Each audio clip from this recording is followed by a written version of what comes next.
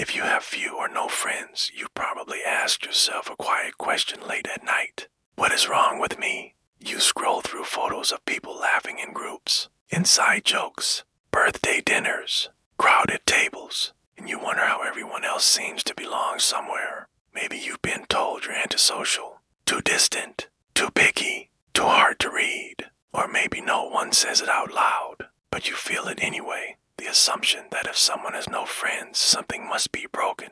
Psychology doesn't agree. In fact, people with few or no friends are often misunderstood, not damaged. They aren't avoiding connection, they're filtering it, and in many cases they share a set of rare psychological traits that most people never develop, traits that don't fit neatly into a loud social world. Let's talk about them. First, you have an unusually high sensitivity to authenticity. You notice when people are performing instead of being real, when conversations are rehearsed. When kindness has conditions, your brain picks up on tone shifts, micro-expressions, and subtle inconsistencies. You can feel when someone is smiling for advantage instead of connection.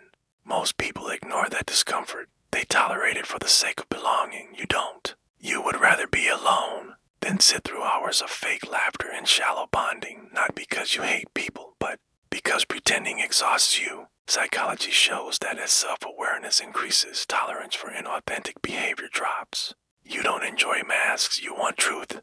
And because most social circles run on unspoken performance, you opt out, quietly, without drama. Second, you are wired for depth, not frequency. You don't collect people, you connect. And connection, real connection, is rare. You aren't interested in knowing many people a little. You want to know a few people deeply. Small talk drains you because it lacks substance. You don't want to talk about weather or weekend plans unless it leads somewhere real. You want to talk about why people behave the way they do, what scares them, what they believe, what they hide. People don't want to go there. So instead of forcing yourself into surface-level relationships, you choose solitude. Not because you're lonely, but because empty connection feels worse than being alone. Psychology links this to deeper cognitive processing. Your mind naturally searches for meaning, not stimulation. That makes casual friendships feel unsatisfying. Third, your nervous system gets overloaded faster than most. Some people gain energy from social interaction, you don't. Every conversation costs you something. You process facial expressions, tone, emotion, and subtext simultaneously. Your brain is always working in the background. So after socializing, you don't just feel tired, you feel depleted. This is known as high social sensitivity. It means your nervous system reacts more strongly to social input. You don't dislike people. Your system just needs more recovery time than others. While extroverts recharge through company, you recharge through solitude. Silence resets you. Being alone restores your clarity. That's why long periods without friends don't break you. They stabilize you. Fourth, you have an unusually strong sense of internal validation. You don't need constant feedback to feel real. You don't need a crowd to confirm your worth. You can sit with your thoughts, entertain yourself, solve problems alone. This trait often looks like distance from the outside, but it's actually independence. Many people stay in unsatisfying friendships because they need reflection. They need someone else to tell them who they are. You don't. Psychology refers to this as low social dependency. You regulate your own emotions. You create meaning internally. This makes you selective, not desperate. You don't reach for people to fill silence. You reach only when connection adds something real. And when it doesn't, you're fine without it. Fifth, you learn caution through experience. People with few or no friends often share a quiet history. Betrayal, neglect, emotional inconsistency. At some point, trust cost you something.